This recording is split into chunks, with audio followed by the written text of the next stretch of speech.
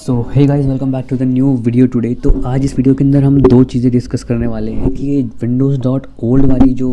File है या फिर जो फोल्डर आपके सिस्टम के सी ड्राइव के अंदर जो बन जा रही है, ये क्यों बन जा रही है, इसको डिलीट कैसे कर सकते हैं। अगर आपको सिर्फ ये जानना है कि इसको डिलीट कैसे करना है तो आप डायरेक्टली वीडियो को स्किप करके एंड ऑफ दिस वीडियो में जा सकते हैं। वहाँ पर पूरा प्रोसेस है,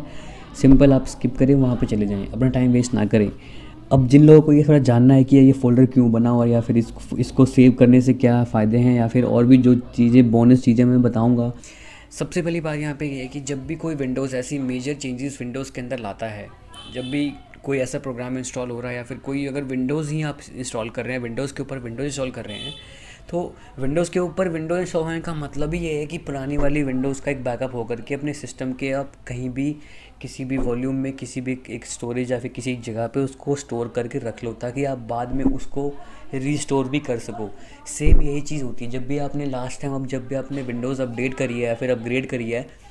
तो उस वक्त उसने क्या किया है, इंस्टॉल करते वक्त उसने पुरानी चल रही विंडोज़ की एक कॉपी बना करके विंडोज़ डॉट ओल्ड नामक एक फ़ोल्डर आपके सी ड्राइव के अंदर रख दिया है ताकि अगर विंडोज़ इंस्टॉल होते वक्त, नई वाली विंडोज़ इंस्टॉल होते वक्त,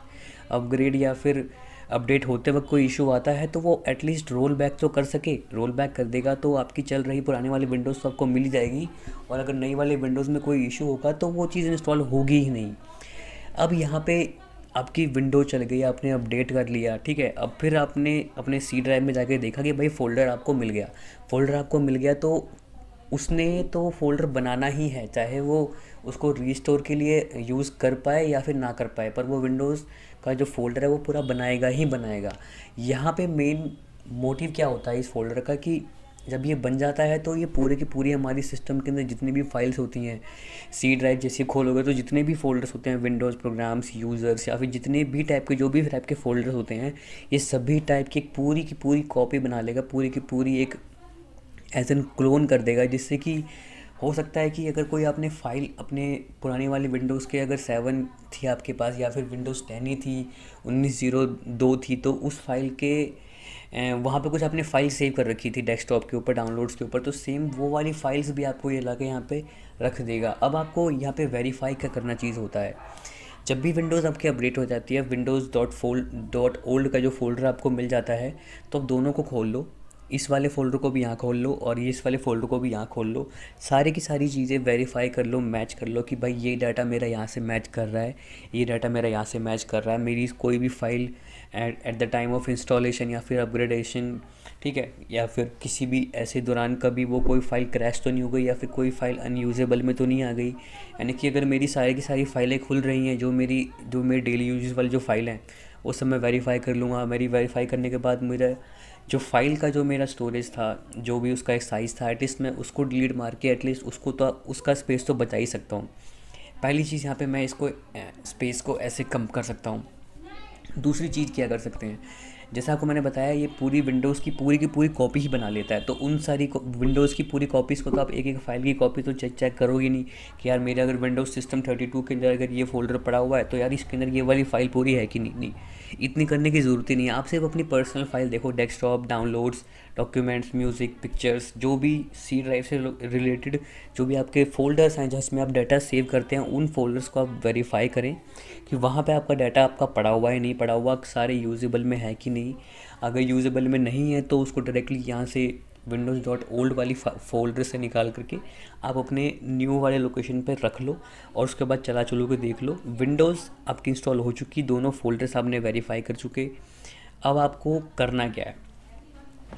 ये सब चीज़ें वेरीफाई कर देने के बाद आपने अपनी विंडोज़ जो इंस्टॉल हुई है, जैसे लेटेस्ट अभी विंडोज़ 10 2004 चल रहा है, आने वाले समय में 20H2 वाला वर्जन भी आएगा। तो जब आपका 2004 इंस्टॉल हो गया तो अपने विंडोज़ अपनी पूरी वेरीफाई कर लेनी है कि भाई मेरी विंडोज़ में कोई भी ऐसा इशू तो नहीं आ रहा कि भाई मैं इसको रीस्टोर करूँगा या फिर कभी इन फ्यूचर या फिर कभी कुछ ऐसा है कि मेरा कोई प्लान, या फिर मैं कोई अपनी विंडोज़ की पहले पूरी टेस्टिंग कर लूँगा कि मेरी जो एक्सपेक्टेशंस है विंडोज़ से अपडेट करने के बाद, तो मैं सारी की सारी चेक कर लूँगा, वेरीफाई कर लूँगा, 2-3 दिन तक रखूँगा इस फ़ोल्डर को। और जब मुझे लगेगा कि यार मेरी विंडोज़ सब कुछ सही चल रही है तो मैं सारी की सारी अपनी फ़ाइल्स विंडोज़ डॉट ओल्ड वाली में से जो मेरी ज़रूरत की फ़ाइल हैं, जो मेरी नई वाली विंडोज़ में होकर नहीं आई है, उनको मैं अलग रख करके उन सारी फाइलों को डिलीट मार दूंगा। तो यहाँ पे मेरा काफ़ी ज़्यादा स्पेस बच जाएगा। यहीं पे इस फोल्डर को डिलीट मार देने के बाद आपका एक बोनस पॉइंट यहाँ पे ये हो जाता है कि जैसे आपकी विंडोज़ इंस्टॉल होगी लेटेस्ट वाली, जब आपकी विंडोज़ लेटेस्ट वाली इंस्टॉल हो जाती है तो आपको पुरानी वाली विंडोज़ के ऊपर जाने की ज़रूरत नहीं है। क्यों ज़रूरत नहीं है? क्योंकि आपको अपनी नई वाली विंडोज़, जो अपडेटेड वाली विंडोज़ है, यहाँ पे आपको सब कुछ चलता हुआ मिल गया है। यहाँ पे आपको कोई भी इशू नज़र नहीं आ रहा। अगर आपको इशू नज़र आता तो आप डायरेक्टली उसको रीस्टोर कब का मार चुके होते, या तो फिर अगर विंडोज़ को ही कुछ ऐसा इशू नज़र आ रहा होता तो विंडोज़ ने खुद ही को रिवर्ट कर देना था वहाँ पे, है ना। तो ये चीज़ ये भी हो गई। अब यहाँ पे आप क्या करना है, अब मैं बात करूँगा बोनस पॉइंट वाले की, जो कि आपने सिस्टम का एक रीस्टोर पॉइंट बनाना है। जब आपने अपना windows.old वाला फ़ोल्डर डिलीट मार दिया तो ये इसने पुरानी वाली चल रही विंडोज़ की जो कॉपी थी वो आपके सिस्टम से हटा दी, आपका स्पेस सारा बच गया। अब यहाँ पे अब जब सिस्टम जो आपका लेटेस्ट वर्जन जो अपडेट हुआ है उस चल रही करंट वाली विंडोज़ का आप सिस्टम स्टेट का एक सिस्टम का रीस्टोर पॉइंट बना लें। रीस्टोर पॉइंट बनाने से क्या होगा कि जो मेरी विंडोज़ अभी जो जस्ट अपडेट हुई है 2004, वो वाली जो बिल्कुल जो करंट जो बिल्कुल फ्रेश स्टेट में थी, एटलीस्ट वो वाली का एक रीस्टोर पॉइंट मेरे पास बन के रह जाए। बेशक मैंने पुरानी वाली विंडोज़ जो मेरी थी उसका वर्जन मैंने डिलीट कर दिया हो, पर जो मेरी लेटेस्ट वाली जो अपडेट होके आई है, अगर वो वाली मेरी यहाँ पे पड़ी रहेगी तो मैं एटलीस्ट अगर कल अगर कोई ऐसा इशू भी आ जाता है मेरे को 10-15 के दिनों के चेक करने के बाद, तो एटलीस्ट मैं उस रीस्टोर पॉइंट के ऊपर अपनी करंट अपडेटेड वाली वर्जन की विंडोज़ का उसको एटलीस्ट रीस्टोर तो कर सकता हूँ। तो ये चीज़ें आपने थोड़ी सी नोटिस करनी होती है। यहाँ पे आप इस सिस्टम का एक रीस्टोर पॉइंट बना के रखें। रीस्टोर पॉइंट बनाने से क्या होगा कि आपकी जो लेटेस्ट वाली विंडोज़ होती है उसका ये करंट स्टेट रख लेता है अपने पास, जिससे कि आपको रीस्टोर करने में आपकी मदद होती है। आपको बता दूं कि मैंने जैसे पहले भी स्टार्टिंग में भी बताया कि जब भी कोई ऐसा सॉफ्टवेयर कोई सिस्टम के अंदर आपके ऐसा कोई मेजर चेंज लाता है तो वो ऑटोमेटिकली एक सिस्टम रीस्टोर पॉइंट क्रिएट करता है। आपने नोटिस भी किया होगा कभी कि भाई ये सॉफ्टवेयर इंस्टॉल हो रहा है, यार ये क्या कर रहा है, यहाँ ये क्रिएटिंग सिस्टम रीस्टोर पॉइंट वगैरह, तो ये सब चीज़ें वही चीज़ें क्रिएट कर रहा होता है। तो यही सब था इस वीडियोज़ के अंदर, इस वीडियो के अंदर। तो थैंक्स फॉर वॉचिंग गाइस। जो भी चैनल पे न्यू है प्लीज़ चैनल को सब्सक्राइब करना ना भूलें, क्योंकि मैं इस चैनल पे इसी तरीके से नई वीडियो